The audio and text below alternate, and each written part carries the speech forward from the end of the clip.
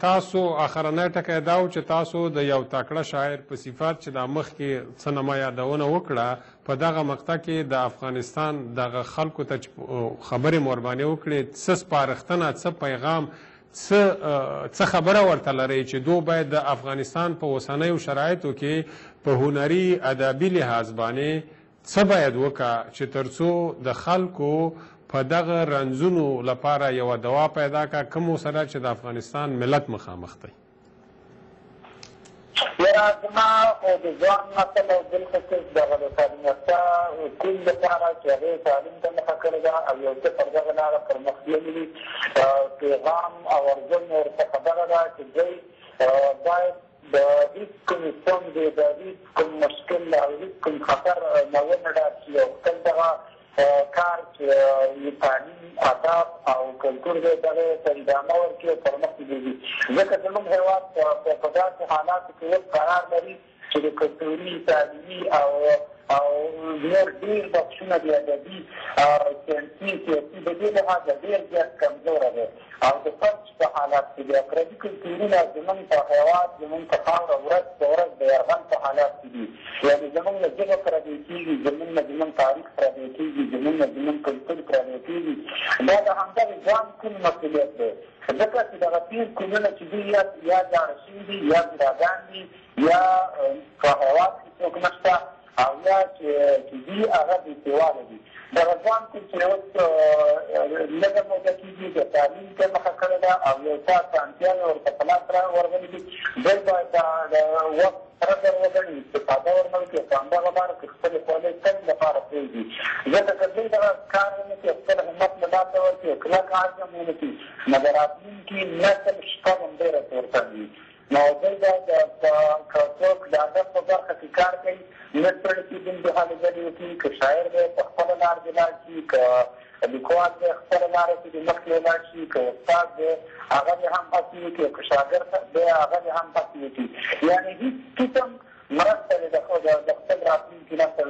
نه نشته او هلې ځلې دې وکړي چې تر څو دغه راتلونکي نسل نه د خپل باندې ثابت قدم ودرېږي.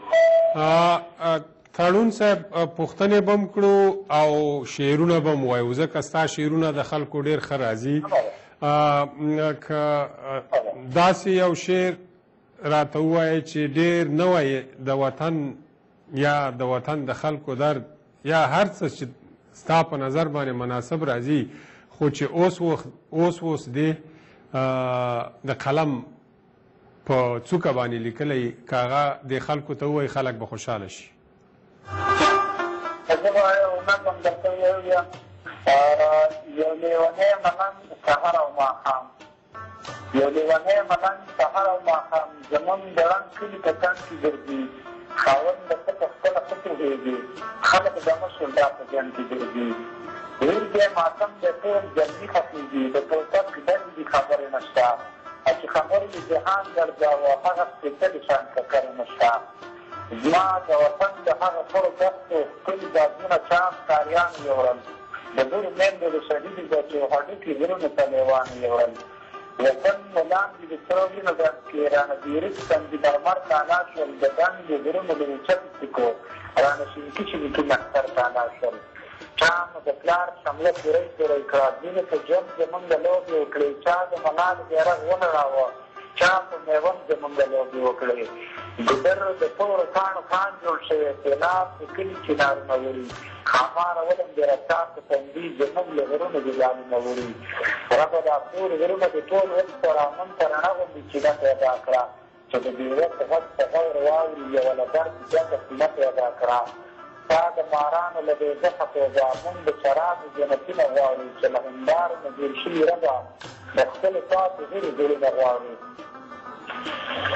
خدای به یو سپین سړی غیبي پیدا کړي لکه یو نق چې له دریاب وځي موږ بغاوت کوو چې نه یې منو جنګ د ټولو له کتاب وځي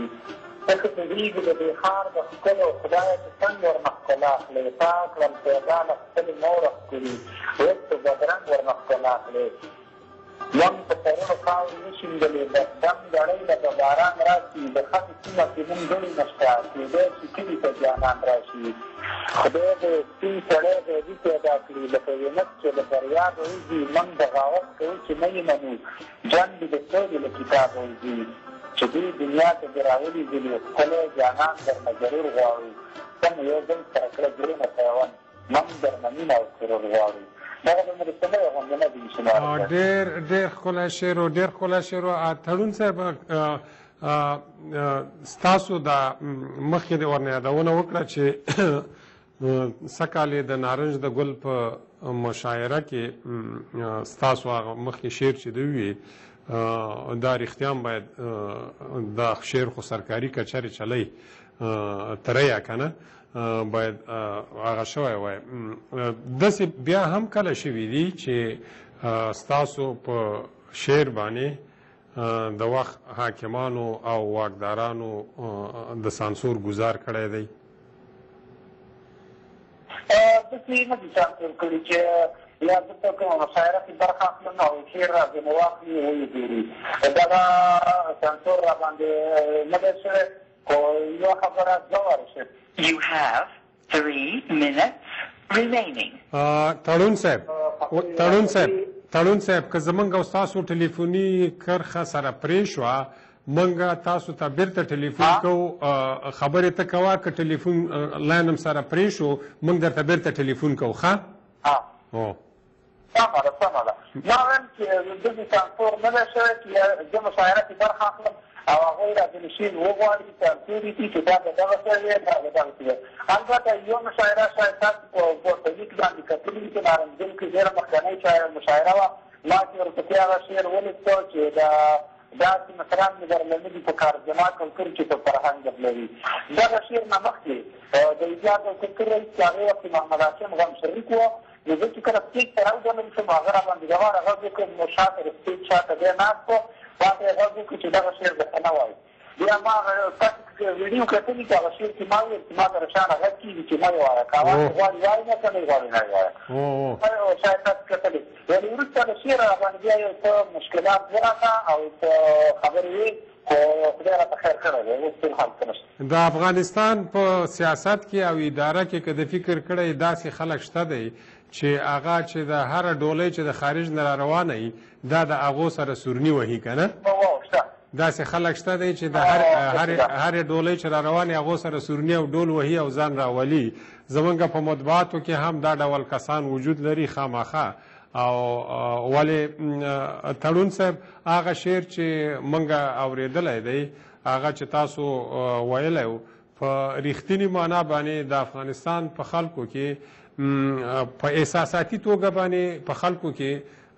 یو ډیر نوی احساس پیدا کړ مګر څوک چې هغه شعر په ادبي لحاظ باندې او د شعر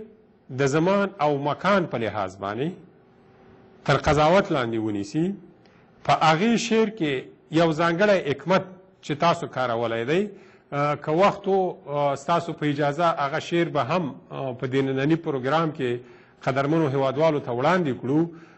کوم حکمت چې تاسو په هغې شعر کې کارولی دی هغه دا ده چې شاعر یوازې د ادبیاتو د ملغلرو پیرونکی نه دی د شاعر سره باید جرأت او حکمت هم وي تاسو په هغې شعر کې یو ځانګړی حکمت چې دی ستاسو خپل جرأت چې تاسو کړی دی څه تبصره لرئ په دې نو ما خو مخکې ویل چې نوره صاحب چې زه د شعر په ښکلا او په داسې تورو کې چې هغه